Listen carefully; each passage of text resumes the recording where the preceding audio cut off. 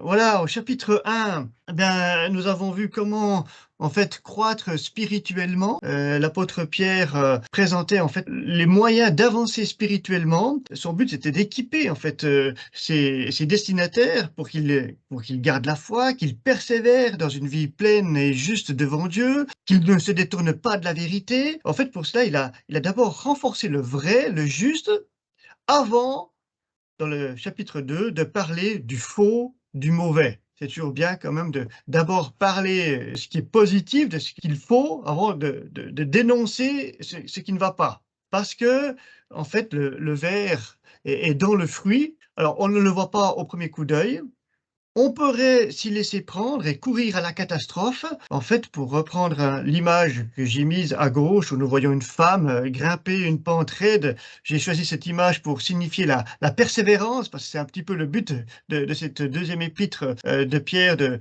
nous inciter à la persévérance en toute occasion. Eh bien, si vous voulez, l'apôtre Pierre a d'abord voulu donner des bonnes motivations, un bon équipement pour garantir l'accès au sommet. Mais voilà, certains prétendent donner un autre équipement qui, à leurs yeux, serait tellement plus adapté au monde environnant et tellement plus agréable. Et le problème que dénonce l'apôtre dans ce chapitre 2, eh bien, c'est que leur équipement n'est pas du tout fiable. Il lâchera fatalement. Et avec l'image de gauche, ben, je vous laisse imaginer le résultat. On comprend que l'apôtre ait voulu écrire une lettre pour éviter absolument cela à ses destinataires. Alors aujourd'hui, nous nous concentrerons essentiellement sur les versets 1 à 3 du deuxième chapitre, parce que ces trois premiers versets renferment en germe, si vous voulez, tout le reste du chapitre. En fait, les versets 4 à 22 sont plutôt un développement de ce qui est dit dans les trois premiers versets. Dans le traitement des trois premiers versets, je ferai plusieurs liens avec le reste du chapitre. Et de toute manière, nous lirons l'ensemble du chapitre. Comme pour la semaine dernière, pour favoriser une compréhension plus immédiate du texte, nous lirons dans une version dynamique de la Bible, en l'occurrence la nouvelle français courant. Alors, introduction à 2 Pierre 2, voilà, c'est fait. L'apparition du loup dans la bergerie. Alors bon, je ne sais pas ce qu'il en est en France ou en Belgique, mais en Suisse, en tout cas, le loup fait régulièrement parler de lui. Il se développe et il cause des dégâts au bétail. Ensuite, il y a des discussions pour savoir, mais à partir de combien de dégâts causés il est possible de tirer un loup.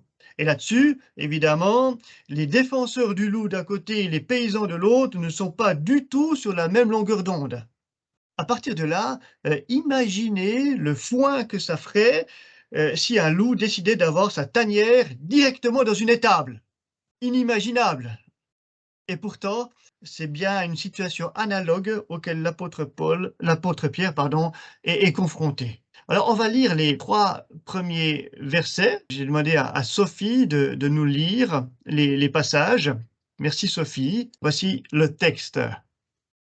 Comme il y eut des faux prophètes autrefois dans le peuple d'Israël, il y aura de faux enseignants parmi vous. Ils introduiront sournoisement des doctrines qui mèneront à votre perte, et ils renieront le Maître qui les a sauvés. Cela les mènera sans tarder à leur perte. Beaucoup de personnes les suivront dans leurs actions honteuses et, à cause d'eux, on fera insulte au chemin de la vérité. Par amour de l'argent, ces faux enseignants vous exploiteront au moyen de paroles artificielles. Mais en ce qui les concerne, depuis longtemps déjà, leur jugement est en cours et leur perte ne se fera pas attendre. Donc leur venue est confirmée, oui. Comme il y eut de faux prophètes autrefois dans le peuple d'Israël, il y aura de faux enseignants parmi vous. En fait, l'apôtre Pierre dresse un constat logique. De tout temps, il y a eu de faux prophètes au sein du peuple de l'Ancienne Alliance. Et bien, de la même manière, il y aura aussi de faux enseignants au sein du peuple de la Nouvelle Alliance. Au fond, c'est logique. Il ne faut pas s'en étonner. Ce n'est que le prolongement de ce qui s'est passé déjà dans l'Ancienne Alliance. Déjà, Jésus avait parlé du danger des faux prophètes, hein. On peut citer le passage de Matthieu 7, où Jésus dit ceci: «Prenez garde aux faux prophètes, ils viennent à vous déguisés en moutons, mais au-dedans ce sont des loups féroces. Vous les reconnaîtrez en voyant ce qu'ils font. On ne cueille pas des raisins sur des buissons d'épines, ni des figues sur des ronces.»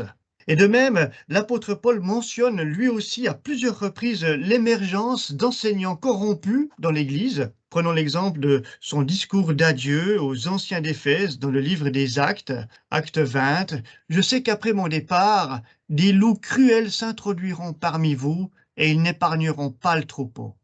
De vos propres rangs surgiront des hommes qui donneront des enseignements pervertis pour entraîner les disciples à leur suite. L'apôtre Jean aussi en parle. Bref, des pseudo-serviteurs de Dieu, ça existe, il y en a. Cela signifie que nous ne devons pas croire naïvement que tout ce qui provient de nos rangs deviendra forcément et systématiquement bon. Ce n'est pas dit, en fait. Ça veut dire aussi qu'il ne suffit pas que quelqu'un se présente comme un serviteur du Seigneur et que l'on constate qu'il ait de réelles capacités oratoires notamment pour qu'on lui donne trop vite et trop naïvement notre confiance. Alors, la question se pose, comment faire la différence entre le vrai enseignant des voies de Dieu et le faux? Il y a deux aspects à prendre en compte que Pierre va développer dans ce chapitre 2. Il y a d'abord, il faut prendre en compte ce qu'il confesse, ce qu'il croit, ce qu'il dit et comment il vit. La cohérence entre ce qu'il dit et ce qu'il vit et son témoignage de vie. Voilà. Alors, on va voir cela. On va d'abord voir leur déviance à ces faux prophètes dont Pierre parle, avec d'abord ce mot: ils introduiront sournoisement des doctrines qui mèneront à votre perte. Alors, pour être honnête, il est difficile de se faire une idée très précise de la doctrine de ces faux docteurs. Mais on peut quand même repérer certaines choses. Le fait que ce soit sournoisement que de mauvaises doctrines seront proposées laisse supposer que l'erreur enseignée ne sera pas flagrante à première vue. Il y aura une apparence de bonne doctrine. Ces faux enseignants seront d'accord avec certaines choses.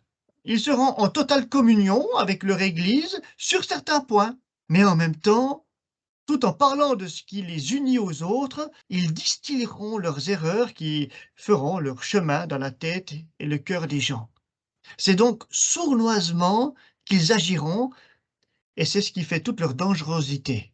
Si un pastafariste veut servir dans un poste de l'armée du salut, lui qui prétend qu'un monstre en spaghetti volant, invisible et indétectable a créé l'univers, ça va.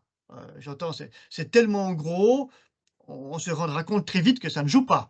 Remarquez que le pastafarisme a quand même été reconnu comme religion officielle dans plusieurs pays. Ou bien, si un maradonien veut prêcher dans un poste de l'armée du salut, lui qui croit que Dieu est en fait la star de football Maradona, ben, là aussi, ça va, on va se rendre compte assez rapidement que ça ne joue pas. Remarquez que le maradonisme compte actuellement près de 100 000 adeptes. Mais pour nous, ça va, il y a pas trop de risques. Tandis qu'un enseignement sournois, qui reprend en bonne partie tout ce que nous croyons, mais qui sécrète, l'air de rien, de fausses doctrines, ça, c'est bien plus dangereux parce que c'est bien moins évident à discerner.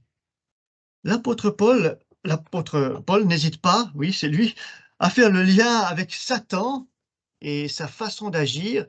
Il faut dire que le diable est particulièrement habile à caricaturer l'œuvre de Dieu dans le but de détourner les êtres humains de la vérité. On lit dans 2 Corinthiens au chapitre 11, « Ces hommes-là sont de prétendus apôtres, des ouvriers trompeurs déguisés en apôtres de Christ. » Et ce n'est pas étonnant, puisque Satan lui-même se déguise en ange de lumière. Ils renieront le Maître qui les a sauvés, c'est un deuxième point qu'on peut relever. Le fait qu'ils renieront le Maître qui les a sauvés laisse penser que leur erreur doctrinale se portera, en tout cas en partie, sur la personne de Jésus-Christ. D'une certaine manière, ils vont discréditer le Seigneur dont ils se prétendent encore les disciples. Souvent, le point de friction entre les hérésies et la vérité se porte sur la personne de notre Seigneur et Sauveur Jésus-Christ. Il est vrai que, d'une manière générale, on peut encore parler assez librement de Dieu à des gens de tout horizon, religieux ou pas. En revanche, dès qu'on présente Jésus-Christ, souvent, ça devient plus compliqué dans le témoignage. Alors, remarquez bien, il ne renie pas le salut qu'il aurait offert. C'est le maître qu'ils renient. Et ils le font probablement déjà doctrinalement en niant sa pleine divinité. Alors, faute de temps, je ne l'ai pas relevé, mais il est intéressant de voir comment Pierre insiste pour présenter Jésus-Christ comme Seigneur dans sa deuxième épître. Déjà, au premier verset de l'épître, il le présente comme Dieu. Ce n'est sûrement pas pour rien. Je le dis en passant, mais c'est intéressant quand même de le relever. L'expression Jésus-Christ, Seigneur et Sauveur, se trouve particulièrement dans la deuxième épître de Pierre. En fait, on le trouve 6 fois dans le Nouveau Testament. On trouve plein de fois où il est dit que Jésus-Christ est Seigneur. On trouve plein de fois où il est dit que Jésus-Christ est Sauveur. Mais les fois où il est dit que Jésus-Christ est à la fois Seigneur et Sauveur, en fait, il n'y a que 6 versets dans le Nouveau Testament qui le disent, dont 4 uniquement de la deuxième épître de Pierre. C'est une caractéristique de Pierre de nous présenter Jésus-Christ Seigneur et Sauveur. Donc le mot maître en grec, c'est despotes, ce qui a donné le mot français despote. Le despotes, le despote en grec ancien, désignait le maître de la maison à qui tous devaient obéissance, en premier lieu les esclaves évidemment. Et on se souvient qu'au chapitre 1, dans les premiers mots de l'épître, Pierre se présente comme serviteur esclave de Jésus-Christ, de son maître. C'est précisément ce que ne font pas ces faux enseignants. C'est la différence fondamentale qu'il y a entre eux et l'apôtre Pierre. Eux, ils veulent bien accepter un sauveur pour leur vie, mais ils le refusent comme seigneur de leur vie. Probablement tiennent-ils à rester indépendants de toute autorité posée sur leur vie, que ce soit celle du Seigneur et encore moins celle de ces soi-disant apôtres. Parce que c'est ainsi qu'ils considèrent Pierre. Vous vous souvenez, le faiseur de mythes, celui qui imagine habilement des légendes. C'est ce qu'on avait dit au chapitre 1, verset 16. En fait, ces gens n'ont de compte à rendre qu'à eux-mêmes. Ce sont des électrons libres. Enfin, libres en apparence seulement, comme on va le voir. On va parler de leurs actions. Il est parlé de leurs actions honteuses. De quoi s'agit-il? Alors, le vocabulaire grec utilisé ne laisse pas de doute. En fait, il s'agit de débauche sexuelle. Cela va revenir d'ailleurs dans la suite du chapitre. Le mot est utilisé au pluriel, ce qui met l'accent sur la répétition de ces actions honteuses. Il ne s'agit pas juste d'accidents de parcours, de fautes graves peut-être, mais isolées. Au contraire, tout laisse envisager qu'il s'agit d'un comportement assumé et répétitif. Plus loin dans le chapitre, nous lisons au verset 14 « Leurs yeux sont pleins du désir de commettre l'adultère. Ils n'en ont jamais assez de péché. » Enfin, ça donne l'impression que ces prétendus enseignants sont devenus de véritables prédateurs. Ils en sont au point qu'ils ne peuvent plus regarder une femme sans la voir comme une cible potentielle pour assouvir leurs désirs. Alors ça vient de quoi cette attitude-là? Qu'est-ce qui se passe? Comme souvent, ce qui est pratiqué ouvertement correspond à ce qui est cru. Et on agit en fonction de ce que l'on croit. Si ces faux enseignants se permettent un comportement honteux en toute liberté, ben c'est qu'ils se sentent autorisés à le faire.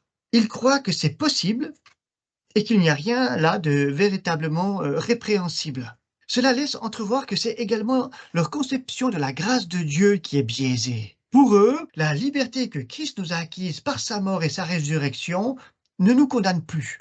Les actes de la chair n'ont aucune importance pour le salut éternel. Vivons comme bon nous semble, puisque nous sommes sauvés et libérés. Profitons-en.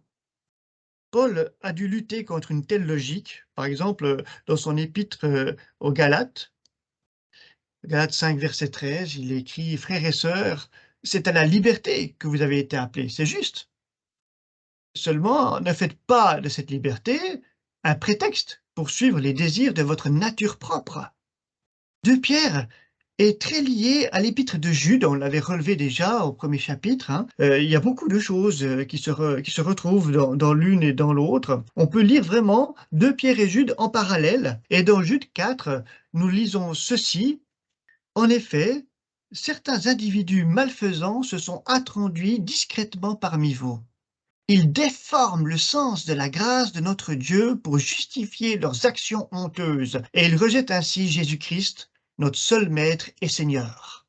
Il y a d'autres passages du Nouveau Testament qui montrent que les premières églises devaient lutter à l'interne contre un mouvement spécialement permissif en ce qui concerne la sexualité, dans le but sans doute d'être plus en phase avec la société païenne ambiante. Et c'est vrai, en Jésus-Christ, nous avons été libérés. Oui, c'est juste. Mais cette liberté qui nous a été acquise nous permet justement de nous donner au Christ et de le servir. C'est ainsi que nous demeurons libres. C'est en fait dans la dépendance et dans l'obéissance au Christ que nous sommes maintenus vraiment libres. C'est dans la connaissance de Jésus-Christ, pour reprendre ce que nous avions dit au chapitre 1, dans le sens de cette connaissance dynamique, de cette connaissance profonde, de cette connaissance relation avec le Seigneur. En dehors de cela, en se livrant à ses penchants, eh bien, c'est finalement un nouvel esclavage qui nous attend. L'ironie de la chose concernant ces faux enseignants, c'est qu'ils prétendent être libres, ils vont même jusqu'à promettre la liberté, alors qu'ils sont esclaves. C'est ce que Pierre dit au verset 19. Ils leur promettent la liberté, alors qu'ils sont eux-mêmes esclaves d'habitudes destructrices, car chacun est esclave de ce qui le domine. Alors, quelle est leur influence? Qu'est-ce que ça provoque tout cela? Comme ces gens sont incontrôlables, ben, ce qu'ils génèrent deviendra aussi incontrôlable. Et il s'ensuit que finalement, c'est le témoignage chrétien qui subira un dommage important. À cause d'eux, on fera insulte au chemin de la vérité. Nous avions vu au chapitre 1 que Pierre insistait sur le lien entre la connaissance de Jésus-Christ et ce que notre vie doit produire comme fruit. Eh bien, avec les faux enseignants, ce lien n'existe plus. C'en est au point qu'ils commettent leurs actions honteuses sans même se cacher. Le verset 13 dit ceci, « Ils trouvent leur plaisir à satisfaire leurs mauvais désirs en plein jour. » Le résultat, bien, c'est que la société environnante finissait par regarder les chrétiens d'un drôle d'air, hein. Si c'est ça, être chrétien, eh ben, mieux vaut ne pas l'être. Évidemment, il est difficile ensuite de témoigner du Christ dans une telle ambiance, hein. Enfin, ça a toujours été une réalité quand même. En tant que chrétiens, parce que nous croyons à l'Évangile, eh bien, nous avons quand même une haute opinion de ce qui est moralement juste et bon. Et à cause de cela, on nous observe, mine de rien. Et il suffit qu'un seul de la communauté adopte un comportement scandaleux pour qu'on jette le discrédit sur toute la communauté. Surtout si nous situons dans un village ou une petite bourgade. Les nouvelles vont tellement vite, quand il y a un scandale avec un chrétien, ça se sait, et puis c'est toute la communauté qui doit en supporter les conséquences. Et je dirais même que ça va entre communautés, ça va au-delà de la communauté. Il suffit qu'il y ait 2 églises ou 3 églises dans le village, et qu'une personne d'une communauté, peut-être pas la nôtre, mais d'une communauté vraiment a un comportement scandaleux et ça se sait, c'est tous les chrétiens, quelle que soit leur communauté, qui en pâtissent. Et ça, c'est quelque chose de très pénible à endurer parce que ça sape le témoignage. On a fait parfois des années pour témoigner, pour apporter l'évangile, et puis tout à coup, il suffit de tellement peu pour tout casser. Et ça, c'est dur. Beaucoup de personnes les suivront. Ça peut nous étonner avec tout ce qu'on a déjà dit, mais ces faux enseignants auront du succès. On peut imaginer que pour certains croyants issus d'une société païenne permissive en matière de sexualité, eh ben, ces faux enseignants devaient apporter à leurs yeux, ouais, une manière stimulante de vivre sa foi avec fraîcheur et liberté, plus en phase avec le monde environnant. On est loin là de l'appel à l'effort. Vous vous souvenez au chapitre 1, l'appel à l'effort pour vivre la sanctification. avec ces faux enseignants, il s'agit plutôt de laisser de côté tout discours culpabilisateur et de se libérer d'une vision soi-disant trop étriquée, hein, de l'éthique chrétienne. Évidemment, s'il faut choisir entre l'effort et la liberté, il est très tentant de pencher pour la deuxième. Il sera toujours plus difficile de prêcher la sanctification que de promouvoir un certain laisser-aller soi-disant libérateur. Et sans surprise, eh bien, les personnes les plus vulnérables à ce discours seront celles qui sont encore mal affermies dans leur foi, c'est-à-dire que celles qui ont encore une connaissance superficielle du Seigneur Jésus-Christ. Ces personnes ont quitté le monde depuis peu et elles n'ont pas encore eu le temps de développer de nouvelles habitudes de vie. Elles sont encore un petit peu influencées par leur ancienne manière de vie. Au verset 18, Pierre dit ceci: ils se servent de leurs désirs les plus honteux pour prendre au piège ceux qui viennent à peine d'échapper à l'influence de personnes qui vivent dans l'erreur. En disant cela, ne nous imaginons pas trop facilement hors d'atteinte parce que nous ne sommes pas des nouveaux convertis. D'ailleurs, j'aimerais bien qu'on me dise à partir de quel moment passe-t-on du statut de nouveau converti à celui d'ancien converti?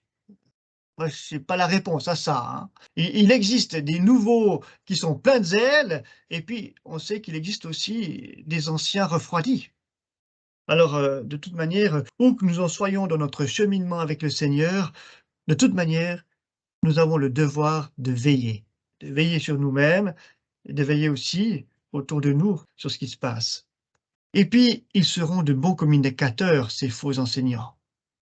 Au niveau de leur pouvoir de séduction, le texte mentionne à plusieurs reprises les capacités oratoires de ces faux enseignants. Ils ont de l'éloquence. Ils sont vraiment bons pour communiquer. Ils savent convaincre. Mais il est dit aussi qu'une fois testé et vécu, on finit tôt ou tard par s'apercevoir que le contenu de leur discours reste pauvre et frustrant. Avec eux, les espérances ne sont jamais comblées. Versets 17-18, ces gens sont comme des sources qui ne donnent plus d'eau, comme des nuages chassés par la tempête. Ils font des discours à la fois enflés et vides de sens. Il y a une chose intéressante à relever sur le discours des faux enseignants. Au verset 3, nous avons lu: ils vous exploiteront au moyen de paroles artificielles. Le mot grec, ici traduit par artificiel, c'est plastos. Ce mot a donné le mot français plastique. Et en fait, étymologiquement, le plastique désigne à la base ce qui est faux, trompeur. Et c'est vrai que le plastique est une matière très pratique avec laquelle il est possible d'imiter toutes sortes d'autres matières comme le bois, la porcelaine, le métal, le cuir, etc. Et lorsqu'on dit oh, c'est du plastique, ben, ça signifie ouais, que c'est du toc, quoi, hein, c'est trompeur. Eh bien, voilà ce que sont les belles paroles des faux enseignants. C'est du toc. Du contenu Canada Dry, pour ceux qui se souviennent de la pub. On dirait du vrai, ça a le goût du vrai, mais ce n'est pas du vrai. Voilà, c'est ça. Mais ils agissent pour quelle motivation, vraiment? Eh bien, verset 3, on nous le dit, c'est par amour de l'argent. Au verset 14, Pierre dit: leur cœur est expert dans la course au gain. Les faux enseignants dont parle Pierre ne sont pas motivés en premier par la théologie, par des idées, tout ça. Non, ils ne sont pas même motivés par l'immoralité sexuelle non plus. Ce qui les intéresse fondamentalement, je le dis comme ça, c'est le fric. Voilà. Ils sont devenus experts en la matière. En grec, c'est le verbe gymnazo qui est utilisé. Il a donné le mot français gymnase. Le gymnase, c'était l'endroit où s'entraînaient les athlètes. Et l'idée est la suivante, eh bien, ces faux enseignants se sont entraînés et sont devenus de véritables athlètes dans l'art de s'enrichir aux dépens d'autrui. C'est ça la réalité. Il y a peu de temps, j'écoutais sur la radio suisse romande une émission qui parlait d'un évangéliste qui a eu beaucoup de succès en Suisse romande, Cravenzola, pour ceux qui peut-être se souviennent de lui ou ont déjà entendu son nom. C'était un évangéliste qui est apparu dans les années 69, 70, début des années 70 et qui a créé un mouvement mais Ouais, c'était très beau, hein, ce qu'il a fait au départ, l'évangélisation de rue avec beaucoup de succès. Il a créé une église très vite, avec 200 membres et il a créé une communauté de vie. Les gens s'engageaient dans cette communauté, évangélisaient, de village en village et puis ils récoltaient de l'argent et puis toujours plus d'argent et puis, gentiment, tout à coup, on a réalisé qu'il s'était acheté une Rolls avec, les dons qu'il avait récoltés, puis une deuxième et puis ça il a commencé à avoir des problèmes avec la justice et puis il a dû fuir la Suisse et il est allé en France, après il est allé aux États-Unis, voilà et c'est parti en cacahuète comme on dit. C'était vraiment, terrible, cette situation. Et dans cette émission, il y avait le témoignage d'une personne qui avait vécu cela. Elle a fait partie de la communauté. Elle avait que 18 ans au début. Elle a elle a été vraiment emballée, elle a été accueillie dans cette communauté, et du coup, elle s'est vraiment sentie appelée à servir le Seigneur dans cette communauté. Elle s'est engagée, elle a arrêté ses études, d'infirmière, elle a tout abandonné, puis elle s'est donnée corps et âme et puis, 17 ans plus tard, quand tout s'est écroulé, eh bien, il restait plus rien, elle n'avait plus rien. Elle a réalisé qu'elle s'était fait, en fait, embrigader, qu'il y avait toute une emprise sur elle dans cette communauté. Les faux enseignants qui emprisonnent leurs victimes, c'était vraiment un exemple. Elle a dû complètement se reconstruire à 35 ans en ayant tout à coup en tête, qu'elle avait abandonné à ce mouvement, les meilleures années de sa vie, en fait, à ce faux mouvement. C'était vraiment difficile. Alors, leur fin, parce que là, ça revient très souvent, depuis longtemps déjà, leur jugement est en cours et leur perte ne se fera pas attendre. Tout notre texte, tout le chapitre de 2 Pierre est truffé de paroles de jugement les plus sévères les unes que les autres. Vous pourrez vous en apercevoir dans les lectures qui vont suivre. Au verset 1, on assiste même à un jeu de mots. Ils introduiront sournoisement des doctrines qui mèneront à votre perte, et plus loin, cela les amènera sans tarder à leur perte. La perdition qu'ils provoqueront en arrivant à séduire certaines personnes les amèneront eux-mêmes à la perdition. En fait, ils se creusent eux-mêmes leur propre tombe, mais ils ne s'en rendent pas compte. L'avertissement de Jésus dans son sermon sur la montagne s'applique particulièrement bien à ces serviteurs corrompus.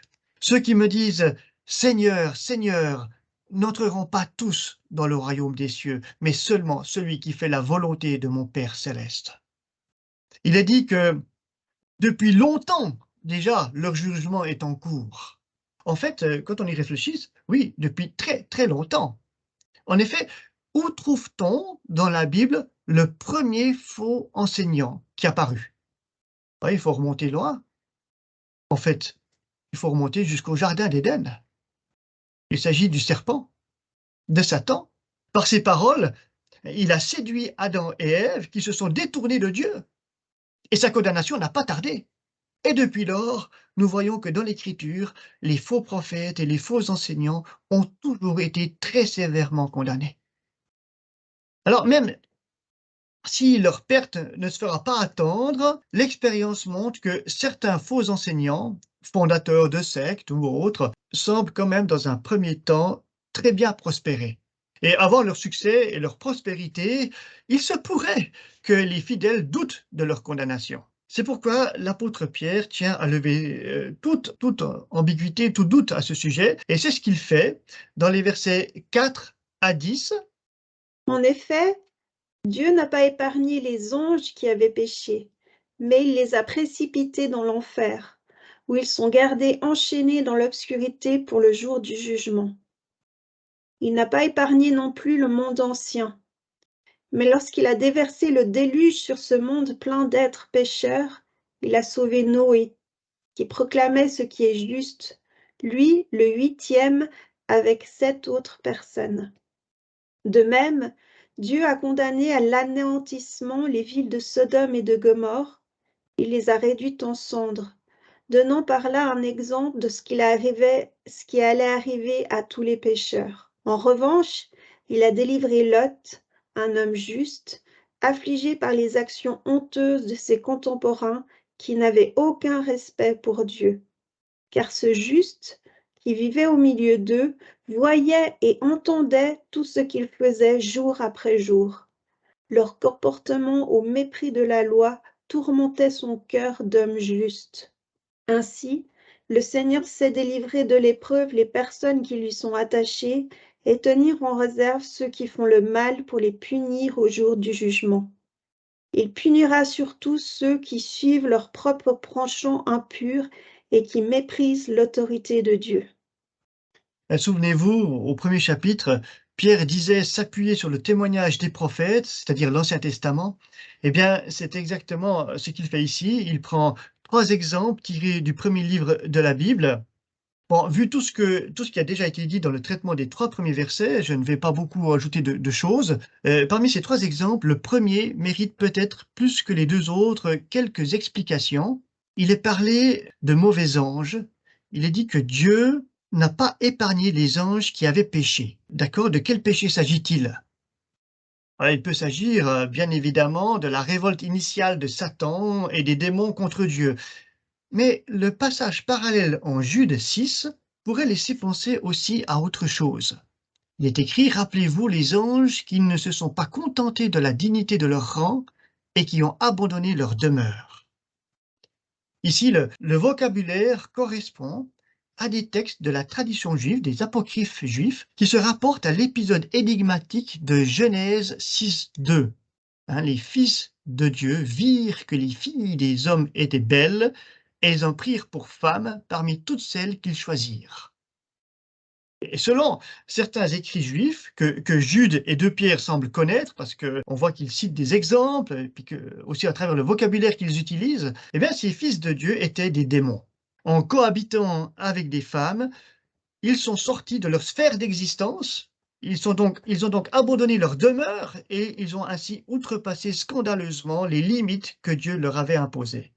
En conséquence de quoi, Dieu les a enchaînés dans l'obscurité. Alors ce jugement n'est pas mentionné dans le texte de la Genèse, mais il était bien connu de la tradition juive, qui est reprise ici par 2 Pierre. Littéralement, Dieu les a plongés dans l'abîme, dans le Tartare. Dans la mythologie grecque, on trouve les Champs-Élysées, qui sont le séjour des bienheureux, et puis il y a l'Hadès, qui est le séjour des morts. Si vous n'êtes pas parfait, bienheureux, vous êtes dans l'Hadès, c'est là qu'il y a le plus de monde. Et puis, en dessous de l'Hadès, dans les profondeurs les plus profondes, il y a le Tartare. C'est là que sont enfermés les ennemis des dieux et les grands criminels. C'est un lieu dont on ne sort pas. Et c'est ce que l'apôtre veut montrer ici, c'est que même des anges n'ont pas échappé au jugement de Dieu le plus terrible. Or, quelle que soit la hauteur à laquelle un être humain pense être, il ne peut s'estimer être plus haut que les anges quand même. Si Dieu n'a pas épargné des anges qui se sont corrompus, soyons sûrs qu'il n'épargnera pas non plus ces faux enseignants corrompus. Dieu les châtiera aussi sévèrement. Et les exemples suivants du déluge et de Sodome et Gomorrhe visent à renforcer cette idée. Le déluge évoque un jugement aussi large que possible. Personne n'y a échappé, quel que soit le lieu où il se trouvait. Et puis Sodome et Gomorrhe évoquent un jugement radical et profond. Ces villes ont complètement disparu, au point qu'on ne sait toujours pas avec certitude aujourd'hui où elles pouvaient se trouver exactement. On va continuer la lecture avec les versets 10 à 16, qui montrent en fait l'état ignoble de ces faux enseignants. Ces faux enseignants sont insolents et arrogants. Ils n'ont pas peur d'insulter les êtres glorieux du ciel. Même les anges, qui sont pourtant supérieurs en force et en puissance, ne portent pas d'accusations insultantes contre ceux-ci devant le Seigneur. Mais ces gens-là agissent par instinct, comme des animaux sans intelligence, faits pour être capturés et exterminés. Ils insultent ce qu'ils ne connaissent pas. Ils pourriront comme pourrissent les bêtes. Ils seront ainsi payés en retour de tout le mal qu'ils auront fait. Ils trouvent leur plaisir à satisfaire leurs mauvais désirs en plein jour. Ils déshonorent et tournent en dérision les repas fraternels où ils font la fête avec vous. Leurs yeux sont pleins du désir de commettre l'adultère. Ils n'en ont jamais assez de péché. Ils prennent au piège les personnes instables. Leur cœur est expert dans la course au gain. La malédiction de Dieu est sur eux. Ayant quitté le droit chemin, ils se sont égarés et ont suivi la même voie que Balaam, fils de Bosor. Celui-ci aima l'argent qu'on lui offrait pour faire le mal, mais il reçut des reproches pour avoir désobéi à la loi. En effet, une ânesse muette se mit à parler en prenant une voix humaine, et elle arrêta la folie du prophète. J'aimerais très courtement relever l'exemple de Balaam. Balaam, qui était ce devin un peu mystérieux que nous trouvons dans l'histoire du livre des Nombres, au chapitre 22 à 24.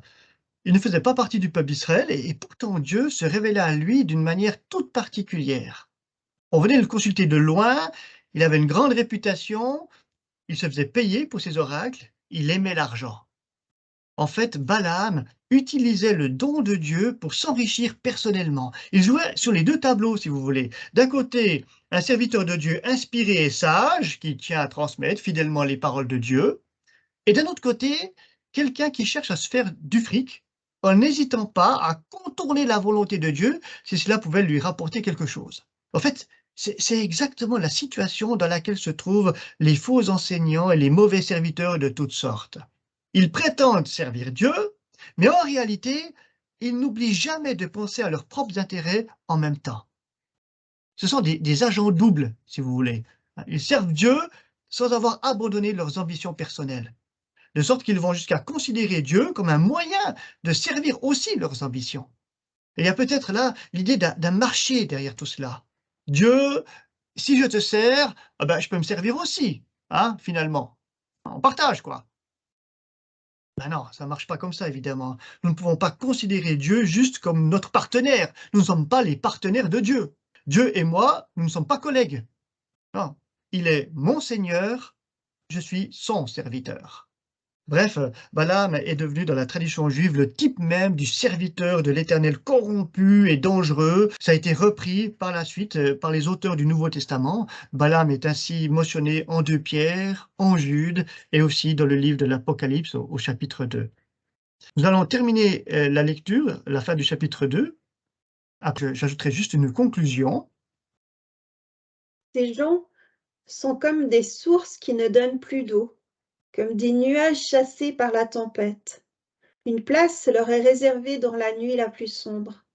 Ils font des discours à la fois enflés et vides de sens.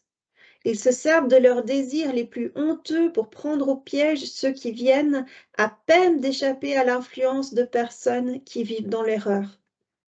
Ils leur promettent la liberté, alors qu'ils sont eux-mêmes esclaves d'habitudes destructives, car chacun est esclave de ce qui le domine. En effet, il y a ceux qui ont échappé aux mauvaises influences du monde grâce à la connaissance de notre Seigneur et Sauveur Jésus-Christ. Mais s'ils se laissent ensuite reprendre et dominer par ces influences, ils se trouvent finalement dans un état pire qu'au début. Il aurait mieux fallu pour eux ne pas avoir connu le juste chemin que de l'avoir connu et de se détourner ensuite du saint commandement qui leur avait été transmis. Il est arrivé ce que le proverbe dit très à propos, le chien retourne à son propre vomi, ou le cochon, à peine lavé, va de nouveau se rouler dans la boue. Donc, arrivé à la fin du chapitre 2, entièrement consacré à ces faux enseignants, aux serviteurs de Dieu corrompus, que retenir? 2 choses m'ont paru importantes. Premièrement, le soin que nous devons mettre à servir notre Sauveur et Seigneur d'une manière désintéressée. Que ce soit dans un service bénévole au sein de sa communauté ou dans un ministère rémunéré, c'est entièrement pour Dieu que nous assumons nos responsabilités. N'oublions jamais qu'il nous a donné sa vie pour nous racheter. Nous étions perdus et il s'est entièrement sacrifié pour nous. Alors, comment pourrions-nous, même d'une manière insignifiante, ça commence toujours comme ça, comment pourrions-nous mettre notre intérêt en premier dans le service que nous prétendons lui rendre? Ça ne colle pas. Et même si ça passait aux yeux des membres de la communauté, n'imaginons pas un seul instant que le Seigneur en serait dupe. Lui, on ne le trompe pas. De tout notre cœur, de toute notre âme, de toute notre force et de toute notre pensée, c'est ainsi que nous devons aimer notre Seigneur d'après l'Évangile, et c'est donc aussi ainsi que nous devons le servir. Un deuxième point, c'est le fait de rester exigeant, Apprenons à connaître notre Seigneur et Sauveur Jésus-Christ dans une relation qui soit toujours plus profonde avec lui, parce que c'est ainsi qu'on va discerner les serviteurs qui pourront devenir pour nous des exemples de ceux dont il nous faudra nous distancer absolument. Ne nous fions pas aux apparences. Une bonne prestance, de l'assurance, des enseignements bien exprimés, remplis d'humour, de la convivialité. Oui, toutes ces choses sont évidemment très bonnes, mais elles ne suffisent pas pour décréter qu'une personne est un fidèle serviteur de Dieu. Tous les fondateurs de sectes avaient aussi ces qualités-là. Quel est le contenu de sa foi? Que confesse-t-il au sujet de Jésus-Christ? Et quel est le témoignage de sa vie? Quelles sont ses valeurs? Ce sont là des questions que nous ne devons pas éluder sous prétexte qu'une personne paraît tellement sympathique. Nous devons être bienveillants, mais cela ne nous empêche pas que nous restions aussi exigeants sur certains points. L'un ne s'oppose pas à l'autre, hein. Faut pas confondre exigence et méfiance. Nous nous devons d'être bienveillants, d'être ouverts, mais cela n'empêche aucunement d'avoir des exigences si une personne prétend à un titre ou à une fonction. Prophète, enseignant, prédicateur, pasteur, évangéliste, etc. Et finalement, je me dis que c'est un peu comme ça que ça marche partout d'ailleurs. Si un cuisinier postule à un endroit, il a beau être très sympathique, formidable, c'est vraiment la personne qu'on voudrait avoir dans son équipe de cuisine, mais si se prétend bon cuisinier, on va d'abord voir qu'est-ce qu'il cuisine, quoi, et qu'est-ce que ça vaut sa cuisine. C'est ensuite qu'on pourra dire, oui, c'est un bon cuisinier. Et bien finalement, un peu comme ça aussi dans l'Église. Voilà, je vais conclure là. Je vous remercie pour votre attention.